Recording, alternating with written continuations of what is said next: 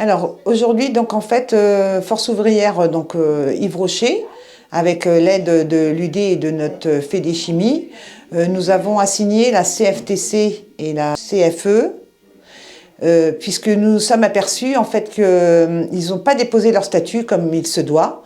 Donc nous contestons donc l'accord GEPP et GEPP renforcé qui à terme menace 300 emplois sur 3 années. Donc on s'est livré à une analyse juridique et on a procédé à quelques recherches auprès du journal officiel, auprès de la Directe, etc. Et on s'est aperçu que on ne trouvait pas de trace de l'existence légale des deux syndicats qui ont signé cet accord. Donc une des conditions pour exister et pouvoir signer des accords, c'est de respecter les critères de représentativité qui sont mis en place en France depuis la loi de 2008.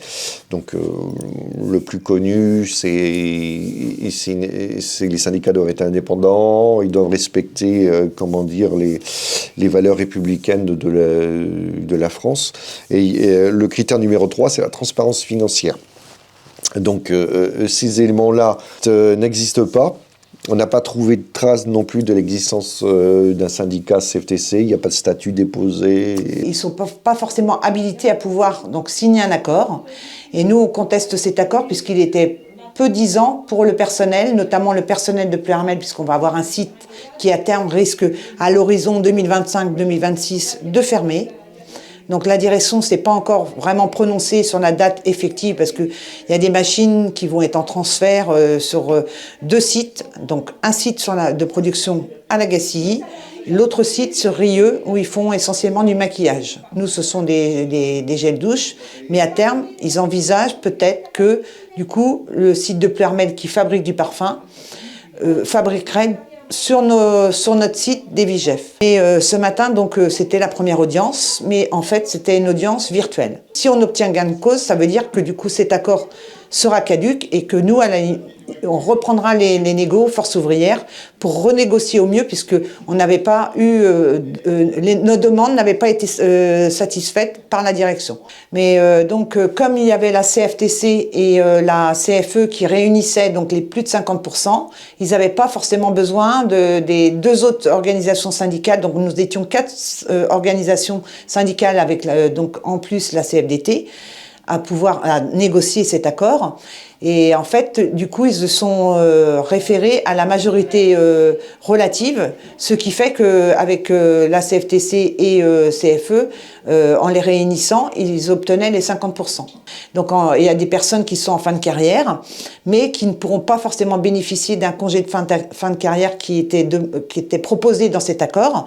Et donc en fait, nous, on voulait renégocier cette partie aussi bien de la mobilité externe, au niveau financier, et puis pour les personnes qui vont justement partir à bénéficier du congé de fin de carrière, augmenter le taux de rémunération qui est actuellement 67%. Nous, on voulait au moins entre 80% minimum, voire 85%. Et on se disait peut-être qu'à la limite, il fallait mieux, dans ce cas-là aussi, ne pas forcément signer cet accord, et du coup, on avait essayé de persuader aussi la CFTC à ne pas le faire, de façon à ce que du coup, effectivement, l'employeur il soit face à ses responsabilités. C'est une décision de sa part de fermer ce site de Ploërmel.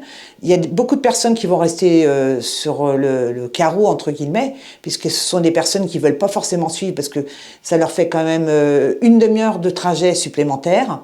Ce sont des personnes qui sont en équipe, qui ont plus de 55 ans. Quand tu travailles en équipe et qu'en plus de ça, tu dois déjà, tu as une demi-heure de plus en trajet, en fin de carrière, ça va être très compliqué. Elles ont des pathologies. Est-ce que pour autant, sur les différents sites, il y aura suffisamment de postes? Et puis, c'est tout un changement.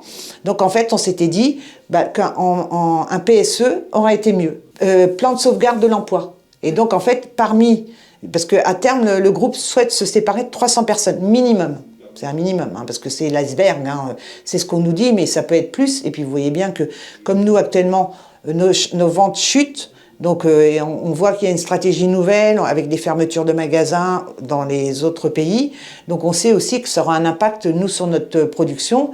Donc à terme, on craint que ce soit nettement plus que les 300 poste annoncé initialement. En fait, on se disait que valait mieux aller sur un PSE qui était quand même plus qui offrait plus de garanties au personnel qui souhaitait aussi partir éventuellement dans l'intervalle, quitter le groupe et laisser peut-être justement l'opportunité à celles et ceux qui ont moins de ressources pour pouvoir rebondir, de préserver leur emploi. Pour la plupart, elles ont au moins 30 ans d'ancienneté. Alors pas toutes, évidemment, mais 30 ans d'ancienneté sur un site.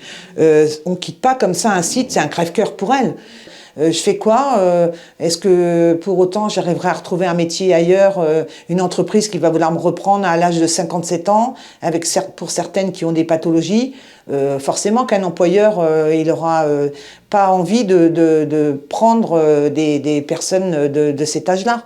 Donc elles attendent d'une certaine manière beaucoup des syndicats. En même temps, lorsqu'on intervient, elles veulent pas forcément, elles ont un peu peur aussi des conséquences lorsque l'employeur les voit parler avec nous, échanger avec nous.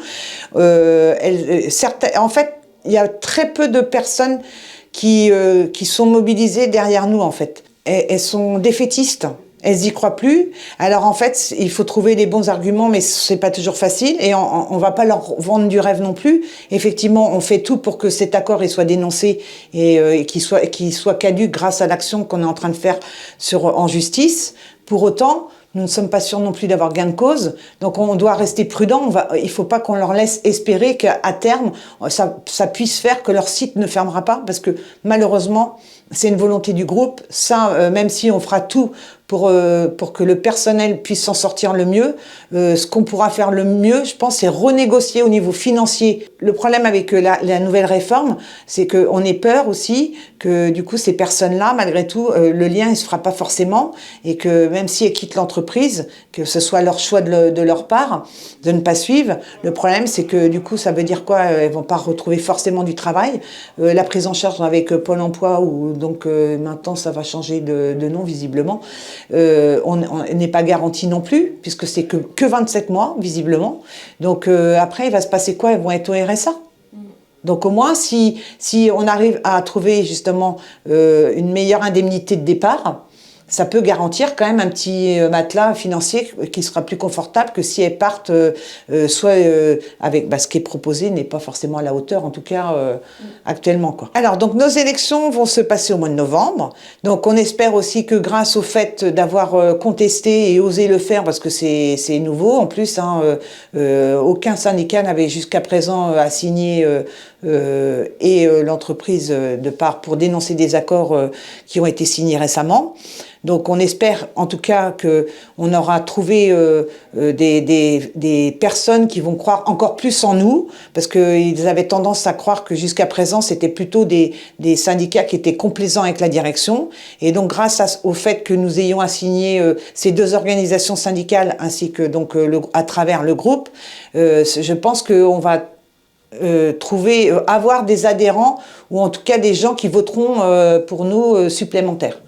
C'est apprécié par le personnel justement qu'on ait fait ça. Alors quand je dis le personnel, c'est pas que le personnel de Ploërmel, le site qui doit fermer, mais potentiellement fermer, on va être prudent.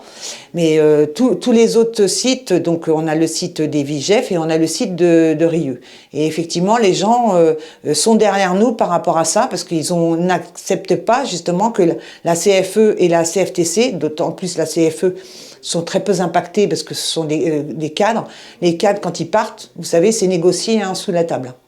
Donc ça manque de transparence. Donc pour les ouvriers et agents de maîtrise, on va donc donner une certaine somme. Par contre, les cadres, on n'en sait rien n'est vraiment su, en fait, tout est caché.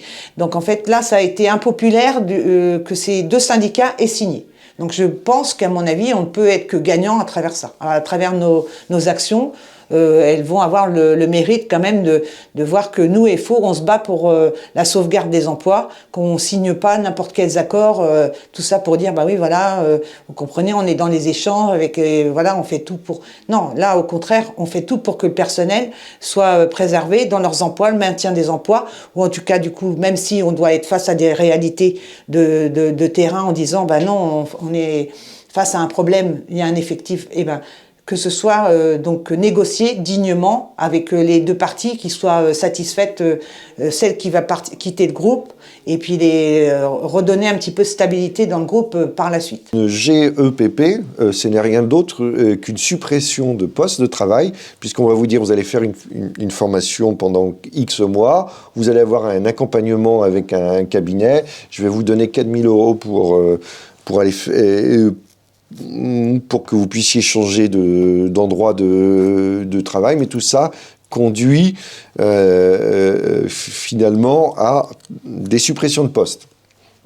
Cet accord qui, à l'origine, devait profiter aux salariés, notamment pour leur permettre, au cours de leur carrière, de changer d'orientation, en fait, ça revient à faire un plan de licenciement sans les avantages du plan de licenciement, sans les garanties, sans le contrôle de l'autorité administrative. Là-dedans, ça va déboucher sur des ruptures du contrat de travail, sans que ce soit un licenciement économique. Ça va impacter essentiellement des femmes, des personnes peu qualifiées, qui ont plus de 50 ans. Le taux d'emploi sur la région de Plouarmel ou de la Gacilly n'est pas extraordinaire. Hein. Que plus on sera nombreux, déjà d'une même, à être syndiqués dans une entreprise, c'est une force. On aura plus de chances de pouvoir négocier au mieux. On ne désespère pas.